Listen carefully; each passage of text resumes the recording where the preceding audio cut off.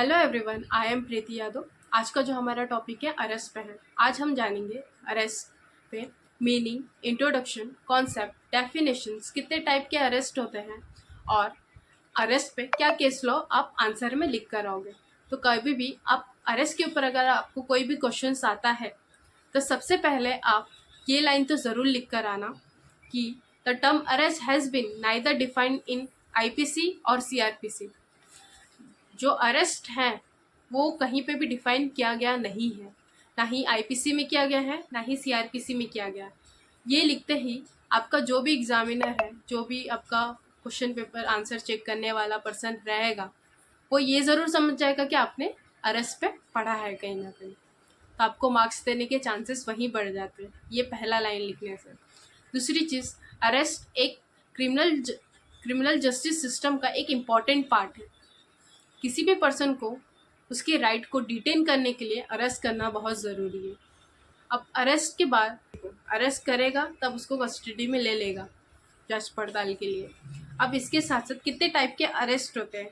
Arrest made in presence with a warrant issued by magistrate. कब arrest किया जाएगा? जब मैजिस्ट्रेट द्वारा इश्यू किया गया है वारंट, तब पुलिस ऑफिसर उस पर्सन को अरेस्ट कर लेगा। इसके साथ साथ दूसरा type, arrest made without any warrant. Arrest made without any warrant but with in the established legal provision. Arrest तब भी हो सकता है जब विदाउट वारंट भी, जब कोई पर्सन कॉग्निजेबल ऑफेंस करता हुआ पकड़ा गया या उसके द्वारा कोई कंप्लेंट आई हो, तो उस पर्सन को विदाउट वारंट भी अरेस्ट किया जा सकता है। अब वारंट कितने टाइप के आपके होते हैं? 4 टाइप के होते हैं, 4 मेजर वारंट होते हैं। Warrant and arrest, warrant search warrant, bench warrant और execution warrant. Warrant and arrest ये इशूड किया जाता है जज और any magistrate on a behalf of state. अब सर्च वारंट कब इशूड किया जाएगा? किसी पर्सन को ढूंढने के लिए बाय जज और मजिस्ट्रेट द्वारा इशूड किया जाता है और बाय पुलिस ऑफिसर। इसके साथ साथ बेंच वारंट कब इशूड किया जाएगा? जब पर्सन फेल्ड होगा कोर्ट में आने के लिए, तब बेंच वारंट इशूड किया जाता है।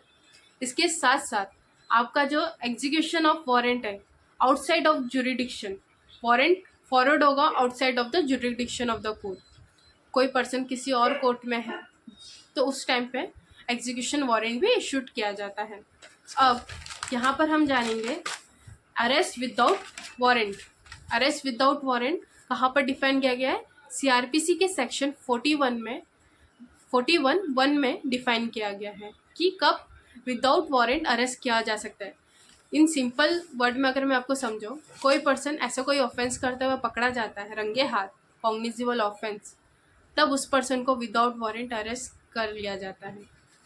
उसके साथ साथ procedure of arrest by private person का कहाँ बताया गया है? आपका सीआरपीसी सेक्शन 43 में बताया गया है। अभी अरेस्ट बाय मैजिस्ट्रेट कब बताया गया? जब मैजिस्ट्रेट को लगता है कि इस पर्सन को अरेस्ट करना चाहिए, तो सेक्शन 44 के क्लॉज 1 में बताया गया है। अभी पोस्ट अरेस्ट प्रोसीजर कहाँ बताया गया? आपके सीआरपीसी के सेक्शन 50 क्लॉज 1 में बताया गया है। ऑफेंस ग्राउंड क्या क्या है, ये सारी चीज़ें। इसके साथ साथ आपका search of an arrest person, किसी पर्सन की तलाशी लेना, कहाँ बताया गया? सेक्शन 51 में बताया गया, आपके सीआरपीसी के क्रिमिनल प्रोसीजर में बताया गया। Medical examination of arrest person कहाँ बताया गया? आपका सेक्शन 52 क्लॉज 1 में बताया गया। इसके साथ साथ आइडेंटिफिकेशन ऑफ अरेस्ट पर्सन, किसी पर्सन की आइडेंटिफिकेशन यानी उसको जानना कि वो कौन है, कितना एज है उसका, वो बताया गया सेक्शन 54A में बताया गया आपका। अब इसके साथ साथ right of information of ground, right of information of ground of arrest person, ये कहाँ बताया गया? आपका आर्टिकल 22 ऑफ इंडियन कॉन्स्टिट्यूशन में बताया गया है। ठीक है। अब इसके साथ साथ आप केस लॉ क्या रिफर करोगे?